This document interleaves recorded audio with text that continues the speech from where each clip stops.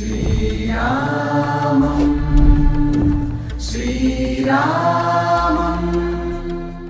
रामनाममे अमृतं रामचन्द्रुडि शाश्वतं रामनाममे अमृतं रामचन्द्रुडि शाश्वतं रामनाममे अमृतं रामचन्द्रुडि शाश्वतं रामचिलक स्वर అయోధ్యలో దర్శించుకోవాల్సినటువంటి ప్రాముఖ్యత ఉన్నటువంటి నగరాల గురించి మనం చూస్తున్నాము, తెలుసుకుంటున్నాము. అందులో భాగంగా ప్రస్తుతం మనమున్నాము నాగేశ్వర్నాథ్ మందిరంలో. నాగేశ్వర్నాథ్ మందిరం అంటే ఇక్కడ నాగులకి అధిపతి అయినటువంటి ఈశ్వరుడి మందిరం. ఈ మందిరాన్ని కట్టింది రాముడి కుమారుడైనటువంటి కుశుడు. దీనికి సంబంధించి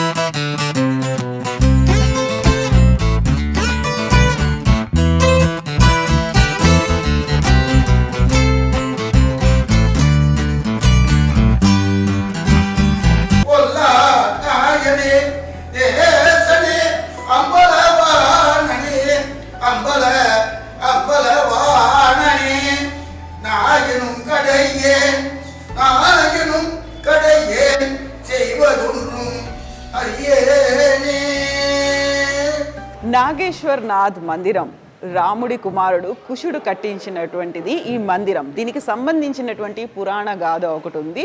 కుశుడు సమీపంలో ఉన్నటువంటి సరయూ నదిలో స్నానం చేస్తున్నప్పుడు తను పెట్టుకున్నటువంటి చేతి కంకణం ఒకటి నీటిలో కలిసిపోయింది. అది మిస్ అయిపోయింది. ఎంత వెతికినప్పటికీ అది దొరకలేదు.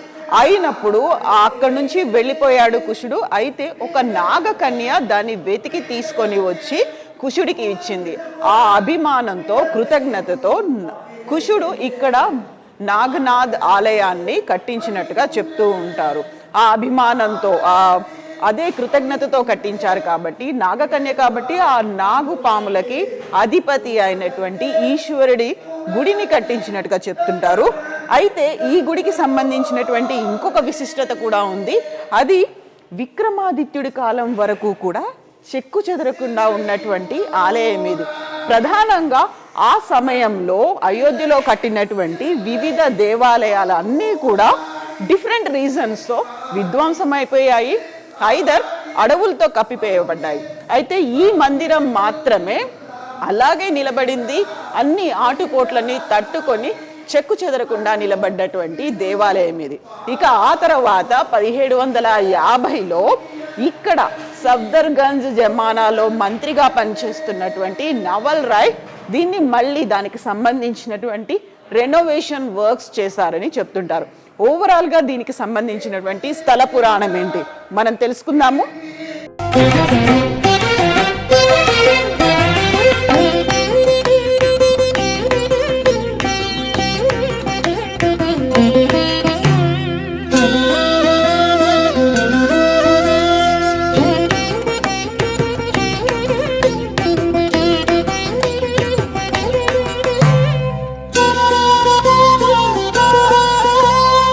నాగేశ్వర్నాథ్ దేవాలయం ఇన్సైడ్ గర్భగుడిలో ఉన్నాము. ఇదే కుశుడు ప్రతిష్ఠించినటువంటి విగ్రహం. ఇక్కడ నాగేశ్వర్నాథ్ అంటే నాగులకి అధిపతి. అందుకే మనకి ఇక్కడ శివలింగం కింద ఉన్నటువంటి బేస్ అంతా నాగ సర్పాలతో నిండినట్టుగా కనిపిస్తుంది. దానికి సంబంధించినటువంటి పురాణాల గాథ ఎలా ఉంది అనేది మనతో పాటుగా ఉన్నారు పండిత్ ఆనంద్ ద్వివేది గారు.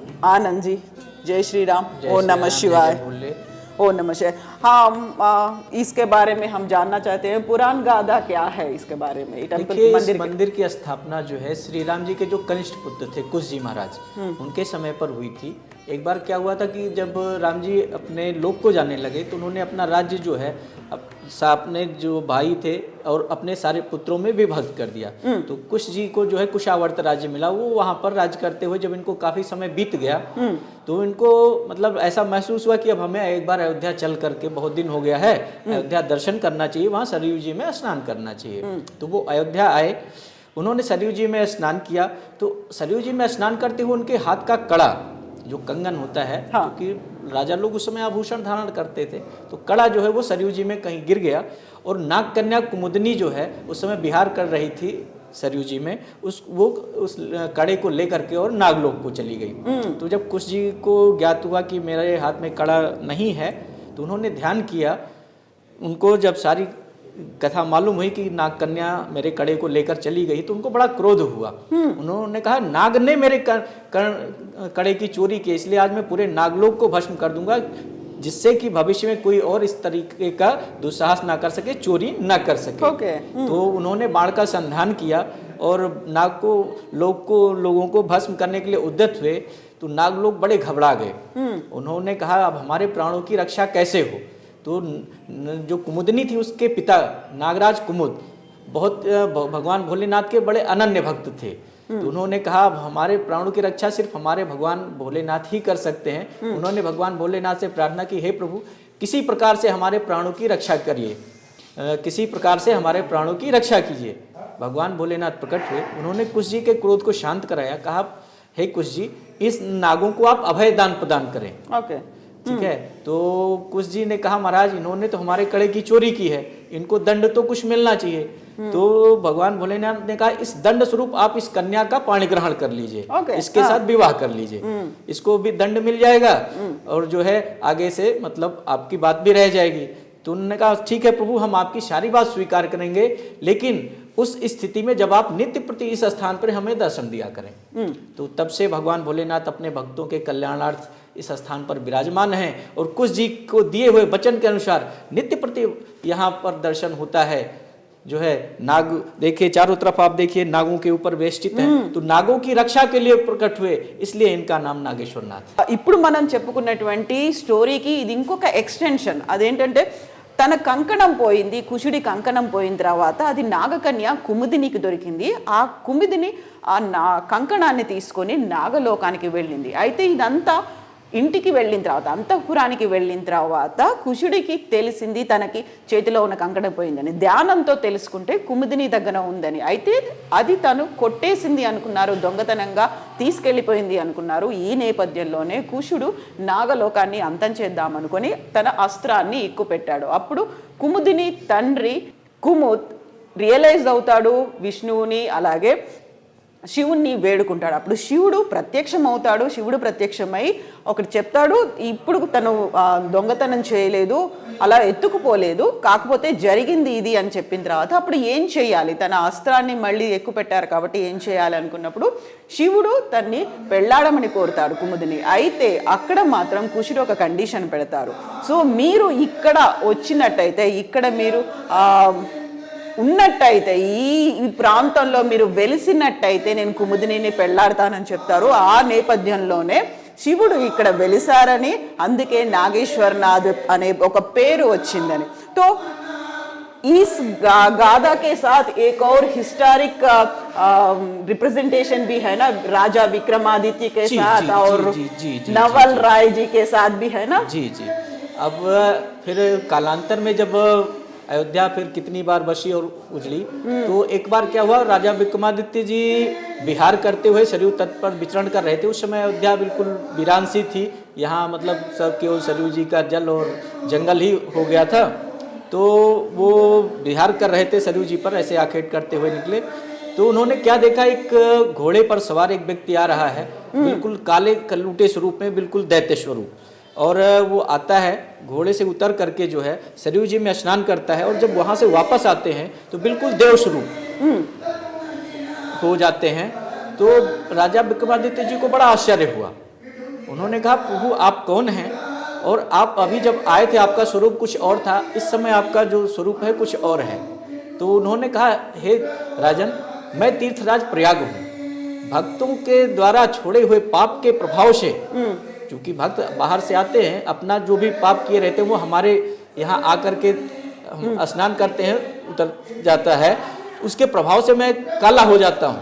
तो आज रामनवमी का दिन है, आज रामनवमी के दिन जो भी भक्त आकर के अयोध्या, ये अयोध्या है, यहाँ पर जो भी भक्त आज रामनवमी के दिन आकर के सरयू मैया में स्नान करते हैं, उनके सारे पाप जो है हट जाते हैं और वो पुनः अपने निर्मल गति को प्राप्त करते हैं। तो ये रेनोवेशन पुनर्निर्माण नवल राय जी किए हैं। फिर जो है विक्रमादित्य ने जी पूछा महाराज जी, अयोध्या आप कह रहे हैं कि ये अयोध्या स्थान है, यहाँ तो कुछ नहीं है, तो निर्जन है। उन्होंने कहा राजन आप यहाँ पर आप जाइए, आपको एक गौ माता मिलेंगी, वो गौ माता जिस जिस स्थान पर अपना दूध गिराती जाए वहाँ आप उत्खनन कराइए, वहाँ पे आपको मंदिर मिलेंगे और उनका आप पुनर्निर्माण कराइए। तो जो है उसी समय से जो उन्होंने फिर मंदिरों का पुनर्निर्माण कराया। आप ये देखिए मंदिर के चारों तरफ देख सकते हैं जैसे खंभे बने हुए हैं, 32 पुतलियां लगी हुई हैं। ये एक ही शिलापट पे बना हुआ गर्भगृह है भगवान का, ये सब कुछ जी शिला के? एक ही शिलाखंड पर बना हुआ है, कहीं पे कोई ज्वाइंट नहीं है, ओके। अलग से कोई पत्थर नहीं लगाया गया है। मूर्तियां भी उसी पत्थर में तराशी गई हैं, ये खंभे भी उसी पत्थर से तराशे गए हैं। इस प्रकार के उनके समय का, विक्रमादित्य जी के समय का अब केवल 2 मंदिर है, एक यहाँ पर है और एक श्री हनुमानगढ़ी जी पर है। वहाँ भी आप जाके देखिएगा, वहाँ का गर्भगृह भी बिल्कुल ऐसा ही है। तीसरा श्री राम जन्मभूमि का था, वो तो बाबर ने जो है विदीर्ण कर दिया था उस समय। उसमें भी जो खुदाई उत्खनन में जो खंभे मिले हैं, जो मूर्तियां मिली हैं, वो बिल्कुल इसी प्रकार की हैं। तो हमने सुने हैं कि यहाँ पर रामनवमी के साथ शिवरात्रि भी मनाते हैं। जो मुख्य पर्व जो है इस मंदिर का, वो जो है महाशिवरात्रि है। जी, भगवान महाशिवरात्रि तो भगवान भोलेनाथ को समर्पित है, वो तो पूरे देश क्या पूरे विश्व के मंदिरों में जो है मनाई जाती है। जय श्री राम। जय श्री राम, जय Bholenath. Thank you so much Anand ji, thank you.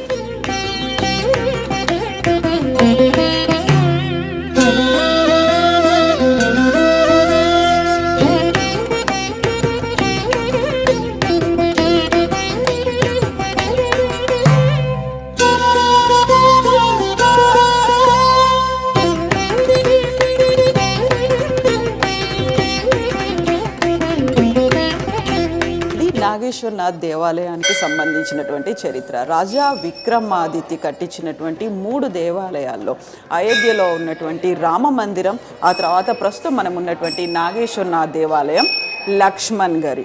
అయితే ఆ తర్వాత దండయాత్రలు కావచ్చు, వివిధ కారణాల వల్ల అక్కడ రామ మందిర నిర్మాణం అనేది, అంటే రామ మందిరాన్ని అక్కడ కూల్చేశారు. చివరికి గట్టిగా నిలిచినవి నాగేశ్వరనాథ్ దేవాలయం, లక్ష్మణ్ గారి.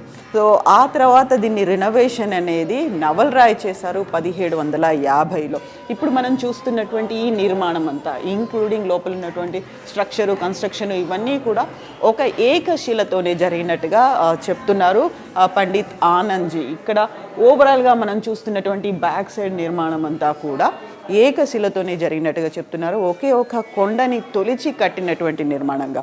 అయోధ్యకి వచ్చినటువంటి భక్తులు ఎవరైనా దర్శనం చేసుకోవాలి అనుకుంటే నాగేశ్వరనాథ్ దేవాలయం అయోధ్యకి రామ మందిరానికి అతి సమీపంలోనే ఉంది. సరయూ నది ఒడ్డున ఉంది. ఇక్కడ ఘాట్లు కూడా ఉన్నాయి. నది స్నానం చేసి దర్శనం కూడా చేసుకునే అవకాశం ఉంటుంది.